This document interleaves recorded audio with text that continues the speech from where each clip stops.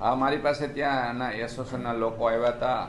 અમે આની પહેલાં પણ કમિશનરશ્રીને રજૂઆત કરી હતી અને કમિશનરશ્રીએ અમને ખૂબ સહકાર આપ્યો હતો અને આખું સુખદ સમાધાન કરી અને એ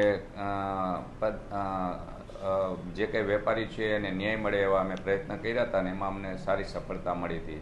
મારી જાણમાં આજે પણ કંઈક આ લોકોએ બંધનું આયોજન કર્યું છે એવું આવ્યું છે અને હવે અમે એમનો સંપર્ક કરી અને એને જે મુશ્કેલી હશે એમાં સાથે રહી અને અમે એને મદદ કરશું અને સુખદ સમાધાન આવે એવા અમે પ્રયત્ન કરશું. એનો પ્રશ્ન એની દુકાનની આગળના ભાગમાં પાથરણાવાળા બેસી જાય છે અને આ પાથરણાવાળા થોડી કંઈ એમને કંઈ અન્યાય કરતા હશે એવી મારી જાણમાં આવ્યું છે, એટલે અમે જે કંઈ હશે એમાં સાથે રહીને મદદ કરશું. અમે આજે અમારી જે વાત ધ્યાન ઉપર આવી છે એના અનુસંધાને અમે પોલીસ કમિશનર અને ડીસીપી ટ્રાફિક સાથે અને મ્યુનિસિપલ કમિશનરના દબાણ શાખા સાથે જોઈન્ટ મિટિંગ કરી અને આને જે કંઈ સુખદ સારી રીતે કોઈને મુશ્કેલી ન પડે અને બધાને સારી રીતે સચવાઈ જાય એવા અમારા પ્રયત્ન રહેશે અને અમને આશા છે કે આ સારી રીતે અમે પાર કરી શકશું. આના માટે અમે અગાઉ કમિશનર સાહેબ સાથે મિટિંગ કરી હતી અને કમિશનરશ્રીએ અમને પોઝિટિવ આપ્યું હતો રિસ્પોન્સ. ત્યારે અમે એક પ્લોટ પણ નક્કી કર્યો હતો,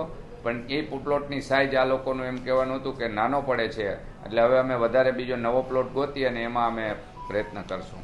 સાંજ સમાચાર ફેસબુક પેજને લાઇક કરો, વિડીયો શેર કરો અને વધુ વિગતવાર સમાચાર માટે sanssamachar.net વિઝિટ કરો.